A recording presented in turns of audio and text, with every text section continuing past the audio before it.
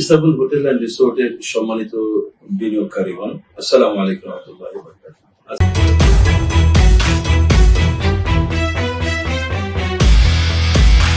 আজকে বিশেষ একটি কারণে আজকে আপনাদের সামনে আমি হাজির হয়েছি। আপনারা নিশ্চয়ই খেয়াল করেছেন অনেকে যে একটি অনলাইন পত্রিকা তারা ইস্তানবুল হোটেল অ্যান্ড রিসোর্টকে জড়িয়ে কিছু অসত্য ভিত্তিহীন বানোয়াট রিপোর্ট তৈরি করে দেশব্যাপী ছড়িয়ে দেওয়ার চেষ্টা করছে। সেখানে বিশাল একটি রিপোর্ট তারা প্রচার করেছে। সেই রিপোর্টের ভেতরে মূলত আমার দৃষ্টিতে 3টি পয়েন্ট আছে যেটি উত্তর দেওয়া আমি প্রয়োজন মনে করছি। এছাড়া বাকি সব বদবাধা বক্তব্য তাদের। এগুলি একটি রিপোর্ট সাজাতে গেলে হয়তো তাদের প্রয়োজন হয় করে রিপোর্ট ভাবে তারা সাজিয়েছে। প্রথম যে প্রশ্নটি করেছে এবং যেটি শিরোনাম মূলত তারা করেছে যে মাসুদ সাইদের ইস্তানবুলে 175 কোটি টাকা কোথায় গেল। মূলত এখানে তারা, আপনারা নিশ্চয়ই খেয়াল করেছেন যে শুরুতে তারা আমার নামকে ব্যবহার করেছে এবং এই নাম ব্যবহারে করে শিরোনাম করার মাধ্যমে এটা প্রমাণিত হচ্ছে যে একটি উদ্দেশ্য প্রণোদিত রিপোর্ট। Istanbul hotel and resort Masud সাইদের ব্যক্তিগত কোনো প্রতিষ্ঠান নয়, এটি অসংখ্য মানুষের বিনিয়োগ এবং শেয়ারের একটি প্রতিষ্ঠান। আমি সেই প্রতিষ্ঠান পরিচালনার একটি দায়িত্ব পালন করছি মাত্র। তো এই শিরোনামটি প্রমাণ করে যে এটি একটি উদ্দেশ্য প্রণোদিত রিপোর্ট। এই রিপোর্টের ভিতরে তারা বলছেন যে 175 কোটি টাকা কোথায় গেল। এই প্রশ্নটা আসলে আমার যে এই 175 কোটি টাকা কোথায় গেল। যদি ওই অনলাইন পত্রিকা যেটি আমাদের ব্যাপারে এই ধরনের রিপোর্ট প্রচার করেছে, প্রকাশ করেছে, তাদের কাছে প্রমাণ থাকলে তারা প্রমাণ করুক যে 175 কোটি টাকা কোথায় গেল। শুধু কোথায় গেল এই প্রশ্নটা উত্থাপন করে একটা রিপোর্ট তৈরি করা যায় কিনা, এটা আমি বিবেকবান সকল মানুষের কাছে প্রশ্ন রেখে যাচ্ছি।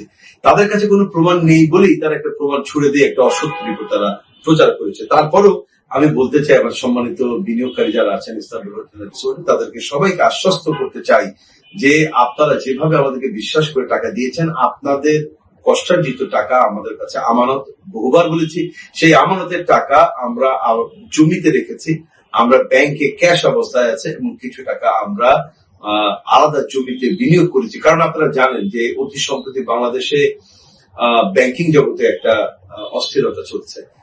সকল ব্যাংকগুলিতে, বিশেষ করে বাংলাদেশের বড় ব্যাংকগুলিতে অস্থিরতা চলছে। আমি সেই অস্থিরতা প্রসঙ্গে বিস্তারিত ব্যাখ্যা দিতে চাচ্ছি না।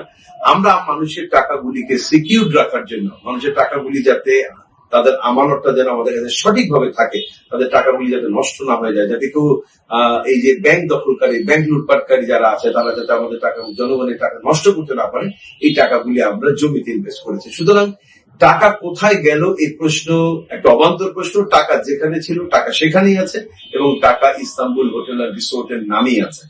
আর এই প্রতিবেদন যিনি তৈরি করেছেন, যে অনলাইন পত্রিকা, তিনি ব্যাংকের অনেকগুলি হিসাব দিয়েছেন, অনেকগুলি ব্যাংকের নাম উল্লেখ করে অনেকগুলি টাকার অঙ্ক তিনি বলেছেন। তো নামগুলি, ব্যাংকের নাম পাওয়া, অ্যাকাউন্ট পাওয়া, এটা তাদের কোনো ক্রেডিটের বিষয় না, বিকজ এটা আমরা আমাদের স্বচ্ছতার জন্য আমরাই আমাদের সকল ব্যাংকের অ্যাকাউন্ট আমরা ফেসবুকে পাবলিক করেছি, আমরা সকলকে জানিয়েছি এবং এটা আমরা প্রত্যেককে বলি যে আমরা কারোর সঙ্গে একটি টাকার ক্যাশ লেনদেন করি না।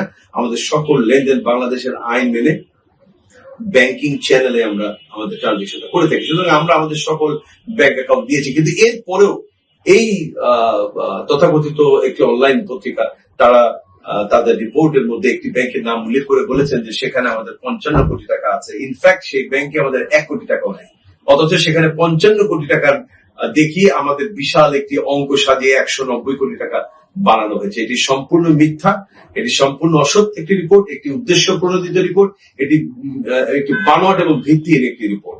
এরপরে তারা আরো বলছে যে জমির শেয়ার বিক্রির জন্য আমরা বিএসএসি এর বাংলা অনুমোদন নিয়েছি কিনা। ইনফ্যাক্ট আমরা তো এখানে কোনো প্রাতিষ্ঠানিক শেয়ার বিক্রি করছি না, আমরা এখানে কোনো কোম্পানির শেয়ার বিক্রি করছি না, আমরা এখানে জমির মালিকানা শেয়ার সেল করছি। তো জমির মালিকানা শেয়ার করতে আমার জ্ঞান মতে বা আমার জানা মতে বিএসইসি কোনো অনুমোদনের প্রয়োজন নেই, এই যে কারণে আমরা কোনো অনুমোদন নেইনি। যদি এটা আমরা আমাদের লয়ারের সঙ্গে কথা বলছি, যদি লয়ার বলেন যে হ্যাঁ এটার অনুমোদনের কোনো প্রয়োজন আছে, নিশ্চয়ই আমরা বিএসইসি থেকে অনুমোদন নিয়ে নেব। আরেকটি কথা বলা হচ্ছে যে আমরা প্রায় 26,000 শেয়ার সেল করেছে এবং ওই অনলাইন পত্রিকার সাংবাদিক যিনি রিপোর্ট করেছেন, খুব করুণ হয় তার জন্য বা তার প্রকাশকের জন্য। 26,000 শেয়ার হোল্ডারে তারা আমাদের একটি শেয়ারের মূল্য 3 লক্ষ টাকা। তিনি 26,000 শেয়ার মাল্টিপ্লাই 3 লাখ দিয়ে উনি টাকার অঙ্ক বাড়িয়ে দিয়েছেন 660 কোটি টাকা। তো আমাদের এখানে তো সকলে এককালীন টাকা পরিশোধ করেনি, আমাদের এখানে যে পরিমাণ শেয়ার সেল হয়েছে তার কিছু সংখ্যক মানুষ আছেন যারা এককালীন মূল্য পরিশোধ করছেন, বাকিরা সবাই ইনস্টলমেন্টে টাকা পরিশোধ করছেন। এবং ইনস্টলমেন্ট সিস্টেমটা আমাদের সম্মানিত বিনিয়োগকারী যারা শেয়ার কিনছেন, আমাদের জমির মালিকানা, আপনারা সবাই জানেন শেয়ারের জন্য প্রতি মাসে আমাদেরকে প্রথম অবস্থায় 25,000 টাকা দিয়ে ডাউন পেমেন্ট দিতে হয়, বুকিং মানি দিতে হয়, পরবর্তী মাসে 25,000 টাকা ডাউন পেমেন্ট দিতে হয়, এবং অবশিষ্ট 3 লক্ষ টাকার অবশিষ্ট টাকা 4 লক্ষ টাকার অবশিষ্ট টাকা 35টি কিস্তিতে নিতে হয়। তো সেই হিসাবে 8 থেকে 10,000 টাকা মান্থলি ইনস্টলমেন্টে পড়ে।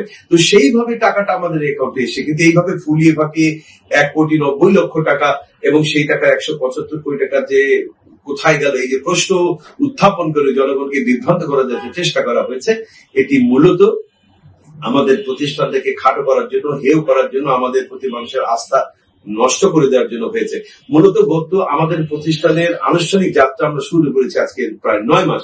9 মাসের মধ্যে আমরা আমাদের প্রতিষ্ঠান নিয়ে আল্লাহ তাআলা সীমাহীন দয়ায় যে স্থানে এসেছি, এটা অনেকের কাছে ঈর্ষার কারণ হয়ে দাঁড়িয়েছে।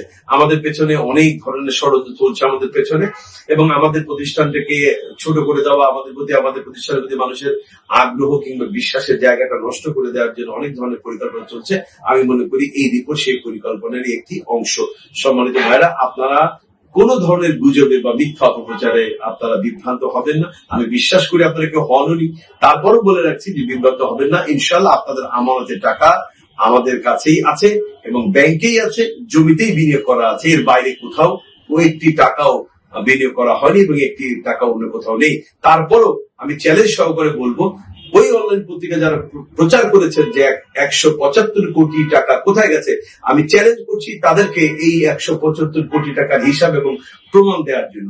যদি তারা প্রমাণ দিতে না পারেন, তাহলে এটা প্রমাণিত হবে যে তারা কারো দ্বারা বায়াসড হয়ে, কারো দ্বারা কারো ইচ্ছা মাফিক বা কাউকে খুশি করার জন্য, অথবা কারো দ্বারা প্ররোচিত হয়েই ইস্তাম্বুল হোটেল অ্যান্ড রিসোর্টকে খাটো করার জন্য, মানুষের মনোযোগকে ভিন্ন দিকে নেওয়ার জন্য, এবং ইস্তাম্বুল হোটেল অ্যান্ড রিসোর্ট যে বাংলাদেশে একটা কমিটমেন্ট নিয়ে এসছে, বাংলাদেশের ব্যাপক কর্মসংস্থান এবং বাংলাদেশকে একটি সুখী সমৃদ্ধশালী বাংলাদেশ গড়ার, অর্থনৈতিকভাবে গড়ার প্রত্যয় নিয়ে যে কাজ শুরু করেছে, এই জায়গাটা থেকে বাধা সৃষ্টি করার জন্য এই রিপোর্ট তৈরি করা হয়েছে। সুতরাং সম্মানিত বিনিয়োগকারীগণ, আপনাদের কাছে আমার অনুরোধ থাকবে, আপনারা বিভ্রান্ত হবেন না এবং আমাদের প্রতি অতীতে যেভাবে আপনারা আস্থা রেখেছেন, ইনশাআল্লাহ সে আস্থার জায়গাটা বজায় থাকবে এবং আমরা একত্রে আমাদের যে কমিটমেন্ট 2030 সালের মধ্যে আমরা আমাদের প্রজেক্টকে আপনাদের সামনে আমরা হ্যান্ড ওভার করবো। ইনশাআল্লাহ, আল্লাহ যদি দয়া করেন, আমরা 2030 সালেই আমাদের এই প্রজেক্ট, আপনাদের প্রজেক্ট, আমরা আপনাদের কাছে হস্তান্তর করবো ইনশাআল্লাহ। সেই পর্যন্ত আমাদের সাথে থাকুন, আমাদের পর আস্থা রাখুন। ইনশাআল্লাহ আল্লাহর দয়ায় আমরা এই প্রতিষ্ঠানকে নিয়ে যেভাবে সামনে এগোচ্ছি, কোন অপপ্রচার, কোন মিথ্যা প্রপাগান্ডা আমাদের এই ব্যবসায়িক অগ্রযাত্রাকে থামাতে পারবে না ইনশাআল্লাহ। আল্লাহ তাআলা আপনাদের সবাইকে ভালো রাখেন, সুস্থ রাখেন, এই দোয়া এবং কামনা করে আমার কথা শেষ করছি। আসসালামু আলাইকুম ওয়া রাহমাতুল্লাহি ওয়া বারাকাতুহু।